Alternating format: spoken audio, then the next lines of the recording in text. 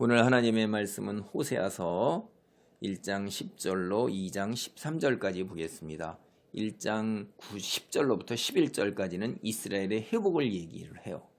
그리고 2장 이제 1절로부터 2장 2절로부터 13절까지가 심판이에요. 벌이에요. 그러니까 1장 10절로부터 2장 1절까지가 회복을 얘기하는데, 근데 이 앞에 보면 호세아서 1장 2절로부터 9절까지가 하나님의 무서운 또 심판을 이야기를 하고 있거든요. 그 심판을 얘기하다가 금방 회복을 얘기하는데, 이게 무슨 얘기냐면, 여기에 하나님은 우리 인간하고 같지는 않은데 우리를 이해시키기 위해서 얼마나 이 감정이 북받치는가 순간에 확 바뀌어버리는 거예요. 우리도 그러잖아요. 감정이 북받칠 때 확 불같이 일어났다가 화가 그랬다가 조금 제정신이 들면 조금 뒤에서 들 때 어떻게 돼요?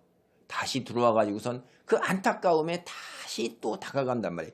이 하나님이 이스라엘 백성을 향한 그 사랑이 얼마나 지극한가 하는 거를, 이 부부 사이에서 남편이 아내를 향한 사랑이 얼마나 지극하냐 이 말이에요. 그거를 빗대서 얘기하는데, 아내가 부정한 짓을 했을지라도 그를 향한 끊임없는 사랑, 그러나 그 부정한 짓에 대한 것에서 남편이 또 못 참고 분노해가지고선 화를 내서 그 벌을 주고, 그럼에도 불구하고 다시 또 그 벌을 주는 것이 끝나는 게 아니라 그 벌은 다시 아내를 맞아들이고 회복시키고 하기 위한 그런 사랑, 직한 사랑에서 절대 놓지 않는, 포기하지 않는 그 사랑에서 그렇게 되는 것. 이게 이제 호세아서에 절절히 늘어나는 거예요. 그래서 10절로부터 2장 1절까지 갑자기 확 바뀌어서 회복을 얘기해요. 그러나 이스라엘 자손의 수가 바닷가에 모래같이 되어서 헤아릴 수도 없고 셀 수도 없을 것이며, 전에 그들에게 이르기를 너희는 내 백성이 아니라 한 그곳에서 그들에게 이르기를 너희는 살아계신 하나님의 아들들이라 할 것이라. 내 백성이 아니다 이렇게 한 게 뭐예요? 로하마, 긍휼히 여김을 받지 못한다. 그 다음에 또 암미, 내 백성이 아니다 이렇게 한 것이 뭐냐면 이스르엘이라는 땅이란 말이에요. 이스라엘은 비옥한 평야의 땅, 북이스라엘에게 그렇게 얘기했다가 이제 다시 순간에 또 바뀌어서 이스라엘 자손의 수가 바다에 모래같이 맞는다. 이 이야기는 이게 어디까지 건너 올라가느냐면 창세기 22장 17절에 보면 아브라함에게 하나님이 그렇게 말씀을 하시잖아요. 내가 네게 큰 복을 주고 네 씨가 크게 번성하여 하늘의 별과 같고 바닷가의 모래와 같게 하리니 네 씨가 그 대적의 성문을 차지하리라. 이게 아브라함에게 하시는 말씀이란 말이에요. 이 아브라함에게 준 복을 다시 되돌려서 이스라엘 자손이 그대로 애굽 땅에서부터 출애굽한 것도 하나님이 이 복을 주시기 위해서 이룬 거죠. 그걸 다시 복의 근원, 기본서부터 다시 생각하게 하시고 그렇게 하신다는 그 언약을 이루신다는 거예요. 그래서 살아계신 하나님의 아들, 이 살아계신 하나님이라는 게 뭐예요? 관계가 회복된 겁니다. 죄악된 그 하나님의 백성에서. 두 번째, 살아계셨다는 건 뭐예요? 이방 민족들하고 전쟁을 수행할 때 살아계신 하나님이 과연 너희 죽은 이방 우상신 감당하지 못하겠냐 이렇게 갖고 나갔던 거예요. 대표적인 게 뭐예요? 골리앗을 다윗이 나갈 때 어린 소년이 나가면서 물맷돌 가지고선 살아계신 하나님의 이름으로 나간다고 얘기하잖아요. 그래서 전쟁에 승리하게 계시는, 회복시키신, 생명과 구원이신 그 이게 살아계신이고 우리가 그 하나님의 아들들이라 이 말이에요. 이스라엘이 그렇게 회복된다는 거예요. 그리고 11절 보면 유다 자손과 이스라엘 자손이 함께 모여 한 우두머리를 세우고 그 땅에서부터 올라오르니 이스라엘의 날이 클 것이미로다. 남유다 왕국과 북이스라엘 왕국이 갈라졌잖아요. 솔로몬 이후에. 그 갈라진 것이 다시 합쳐져서 통일 왕국이 돼서 한 우두머리를 세운다. 유다 가문에서 한 왕이 원래 회복돼서 나오는 거고요. 여기에서 우리는 보면 그리스도를 보고 영원한 하나님의 나라를 또 볼 수도 있어요.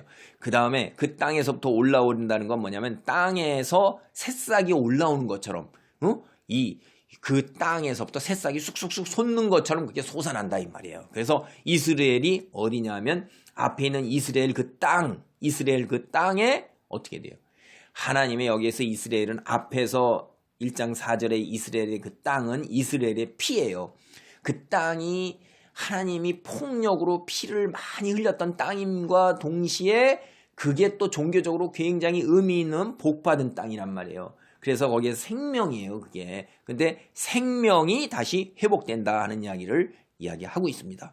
그래서 어떻게 됐냐? 너희 형제에게는 암미, 내 백성, 너희 자매에게는 루하마, 긍휼히 여김을 받는 자, 즉 하나님의 아들이라는 표현을 다시 이렇게 해서 이름이 회복이 됐잖아요.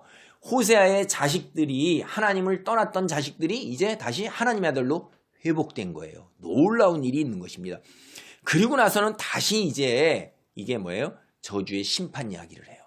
자식들이 상당히 컸어요. 호세아의 자식들이. 그러니까 호세아의 자식들이 보니까 어머니가 이게 부정한 거라 이 말이에요. 그러니까 자식한테 하는 얘기가 내 어머니와 가서 따져라 라고 이야기하는 거예요. 2절입니다. 너희 어머니와 논쟁하라. 그는 내 아내가 아니요 나는 그의 남편이 아니라 그가 그의 얼굴에서 음란을 제하게 하고 그 유방사에서 음행을 제하게 하라. 그렇게 아니하면 내가 그를 벌거벗겨서 그 나던 날과 같게 할 것이요 그로 광야같이 되게 하며 마른 땅같이 되게 하며 목말라 줄게 하겠으며 이 밑에 이야기들이 다 뭐냐면 하나님의 그 벌을 이야기하는 거예요. 그러니까 아이들이 커서 이렇게 보니까 지각이 있어서 보니까 이 어머니의 부정함 때문에 니들이 가서 말이야. 그는 이제 내 아내가 아니고 나는 그 남편이다. 하나님이 뭐라고 말씀하세요? 이스라엘 사람이 나는 내 하나님이 아니다. 그리고 너는 내 하나님이 아니고 너희는 나의 아내가 아니다. 이스라엘 자손 보고 그렇게 얘기하는 거예요. 그렇게 해서 어떻게 하는 거예요? 벌거벗겨서 나던 날과 같이 태어날 때 뭐예요? 적신으로 나죠. 이때 고대 당대에는 이방 민족들이 전쟁에서 승리하면 죄다 다 벌거벗겨 가지고 갔어요. 도망도 못 가게 뭐도 못 하게. 그거 얼마나 수치입니까? 벌거벗겨 가지고선 그거를 아가미를 꿰고 묶어 가지고 이렇게 갔다 이 말이에요. 그런 수치를 당하게 하는 거예요. 그래서 광야나 마른 땅은 생명이 없어요. 죽었어요. 자녀를 긍휼히 여기지 아니하여 음란한 자식이라. 이게 뭐냐면 이스라엘 백성들이 하나님을 떠나서 누구를 섬기냐면 이방신을 섬기잖아요. 이방신을 섬겨서 태어난 자식이 뭐예요? 그 자녀가 이스라엘 백성이라 이 말이에요. 그런 비유예요, 이게. 그래서 이스라엘 백성이 음란한 가운데 태어난 우상 숭배를 하고 음란한 가운데 태어난 자식들이라 이거예요. 너희들이 음행했고 얼마나 부끄러운 일을 했느냐. 떡이나 물과 양털, 삶, 기름, 술 이걸 누가 준다고 그랬냐요? 자기가 사랑하는 자가 준다는 게 이방신들이 자기가 섬겼고 이방신들이 바알신이 자기를 사랑한다고 믿었거든요. 바알신이 뭐냐면 풍요의 신이고 다산의 신이에요. 근데 이런 신들이 바알신들이 여럿이 있어요. 그래서 그 여러 신들을 이제 따라가려고 그렇게 하는 거예요. 그래서 6절 7절을 보면 남편 된 자가 아내가 바람을 피고 부정한 곳으로 가면 그걸 그냥 바라보면서 그냥 있겠어요? 책임을 다해야 되잖아요. 그렇게 못하도록. 하나님께서 뭔가요? 가시로 길을 막고 담을 쌓아서 길을 찾지 못하게 하신 거예요. 책임을 다하려고 애를 썼어요. 그가 그 사랑하는 자를 따라갈지라도 미치지 못하며 그들을 찾을지라도 만나지 못할 것이라. 바알신들을 찾으려고 이 바알신 저 바알신을 따라가도 못 만나게 해요. 그때서야 이가 깨닫고 이제 어떻게 해요? 아이고 내가 하나님께로 돌아가려니 그 형편이 내가 지금 당한 형편이 옛날 하나님을 섬겼을 때 그거보다 훨씬 못하구나. 정신을 차리게 그렇게 애를 쓴다 이 말이에요. 하나님은. 자, 근데 이들은 어떤 생각이냐? 곡식, 세포도주, 기름 이게 바알이 줬다고 생각하는 거예요. 은과 금도 바알이 줬다고 그러는 거예요. 근데 사실은 누가 준 거예요? 하나님이 준 것인데 그들이 알지 못한다 이 말이에요. 그래서 이제 하나님께서 줬던 것을 도로 다 찾아가겠다는 거예요. 회수하겠다는 거예요. 그래서 내 곡식을 그것이 익을 계절에 도로 찾으며 내가 새 포도주를 그것이 맛들 시기에 도로 찾으며 그들의 벌거벗은 온몸을 가릴 내 양털과 삶을 빼앗으리라. 그래서 그 수치를 사랑하는 자들의 눈앞에 드러내리니 그를 내 손에서 건져낼 사람이 없으리라.